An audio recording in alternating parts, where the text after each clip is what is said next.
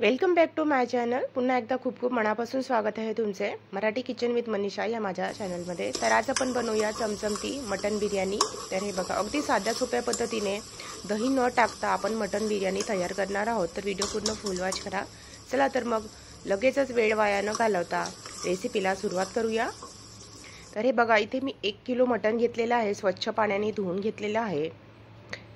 आता आपण mutton marinate करण्याकरिता अद्रक लसणाची पेस्ट करूया। तर अद्रक लसणाची पेस्ट मी कधीही ठेचूनच घेत असते आणि फ्रेश वेळेवर तयार करत असते, कारण यामुळे पदार्थाची चव खूप छान येते। तर हे बघा, मी छोट्याशा खलबत्त्यामध्ये अद्रक लसण ठेचून घेतलेलं आहे। आता आपण मटन मॅरिनेट करूया।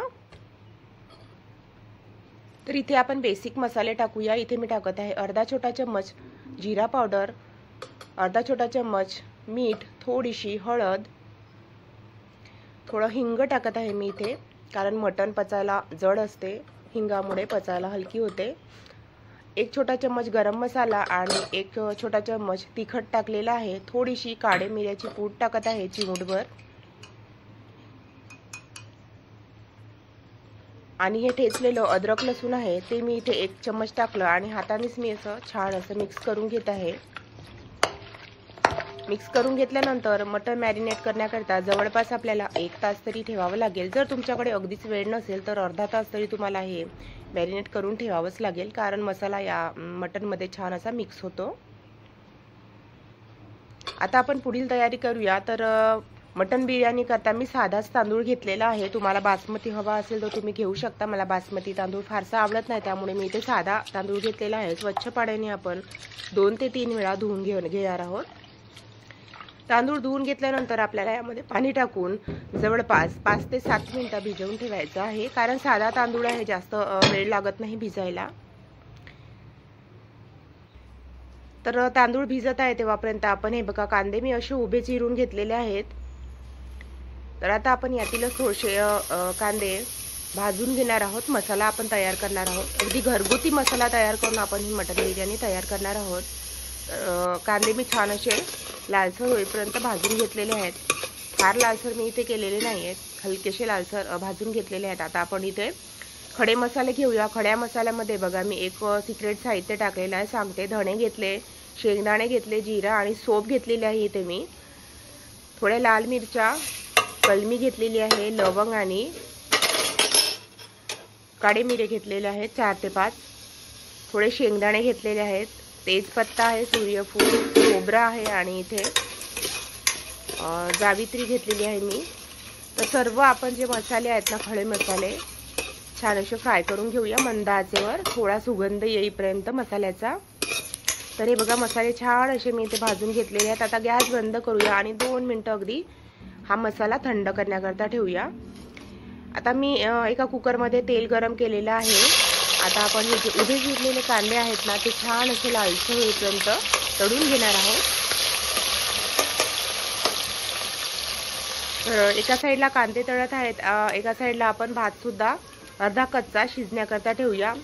यामध्ये टाकूया 2 तेजपत्ते, 2 सूर्यफूल,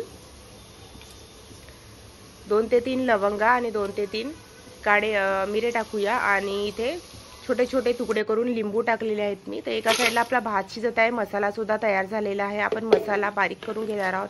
तर मसाला बारीक करताना यामध्ये मी टमाटर आणि कसुरी मेथी टाकलेली आहे। हे बघा, मसाला आपला बारीक करून झालेला आहे आणि कांदे सुद्धा तळून झालेले आहेत। आता आपण हे कांदे काढून घेणार आहोत आणि कांदे अशा प्रकारे एखाद्या चाळणीवर काढून ठेवायचं, म्हणजे या कांद्यामधील एक्स्ट्रा जे पाणी असतं ना, म्हणजे तेल असतं ना, ते निघून जातं।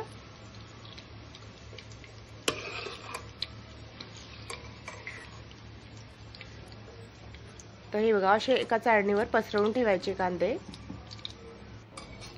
तर हे बघा, आपला भात सुद्धा झालेला आहे आणि हा भात आपल्याला पूर्ण शिजवायचा नाही आहे, अर्धा कच्चा शिजवायचा आहे, म्हणजे तांदूळ असा हाताने फक्त तुटला पाहिजे।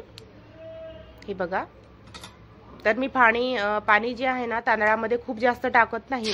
कोणी कोणी खूप जास्त पाणी टाकून मग ते गाळणीमध्ये घालतात, तसं मी करत नाही, अर्धा कच्चा शिजवून घेते। आता या कुकरमध्येच तेल गरम झालेलं आहे। अद्रक लसणाची जे ठेचलेलं होतं ते पेस्ट टाकलं आणि आपण जो मसाला तयार केला होता तो टाकून मी छान असं या मसाल्याला तेल सुटेपर्यंत आपण परतून घेऊया मंद आचेवर।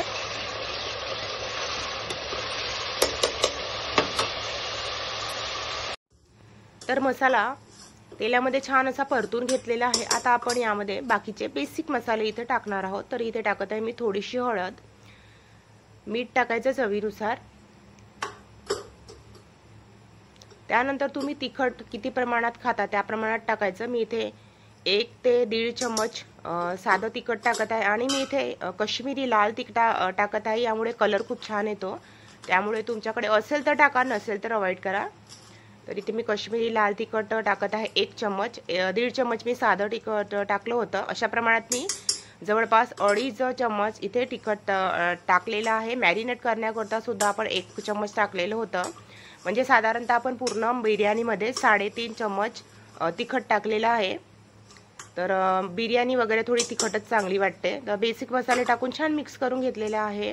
त्यानंतर आपलं मटण सुद्धा छान असं मॅरिनेट झालेलं आहे। आता आपण हे मटण टाकून मिक्स करून घेणार आहोत।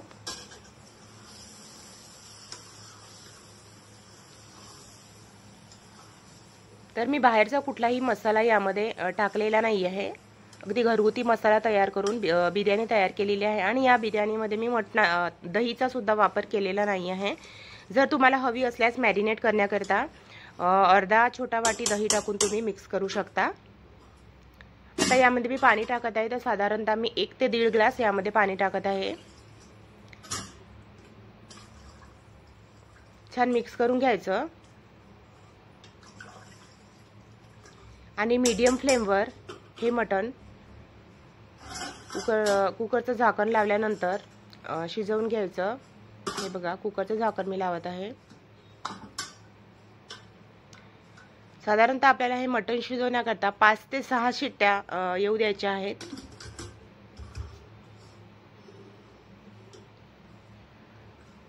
गॅसची फ्लेम मीडियम ठेवायची।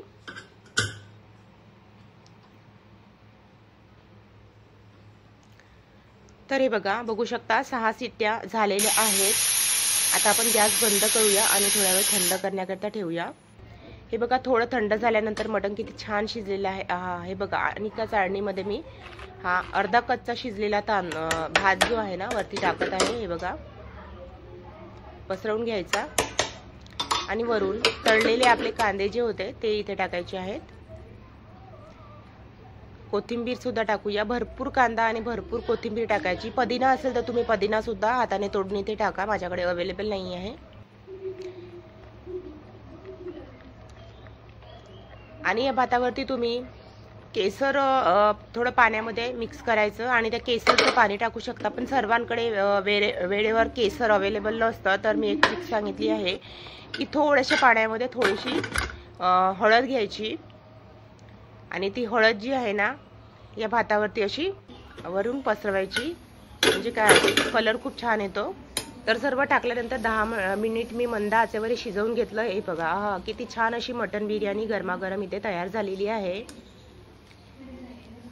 तर चला आता आपण सर्व करूया। तर गरमागरम मटण बिर्याणी तयार आहे, या खायला। तर संपूर्ण रेसिपी बघितल्याबद्दल तुमचे मनापासून खूप खूप धन्यवाद। जर तुम्ही चॅनलवर नवीन असल्यास अशाच नवीन आणि सोप्या पद्धतीने तयार केलेल्या रेसिपी बघण्याकरिता मराठी किचन विथ मनीषा या चॅनलला फॉलो करायला अजिबात विसरू नका आणि ही रेसिपी तुमच्या फॅमिली फ्रेंड्स सोबत सुद्धा नक्की शेअर करा आणि हो, लाईक करायला अजिबात विसरू नका। तर या मटण बिर्याणी सोबत मी सॅलेडमध्ये लिंबू, कांदा आणि काकडी, याशिवाय तर आपली मटण बिर्याणी अधुरीच आहे। हे बघा, तयार झालेली आहे। सर्व करत आहे। हे बघा, सॅलेड सर्व करत आहे मटण बिर्याणी सोबत। भेटूया पुढील व्हिडिओमध्ये, तेव्हापर्यंत बघत राहा Marathi kitchen with Manisha. Bye bye.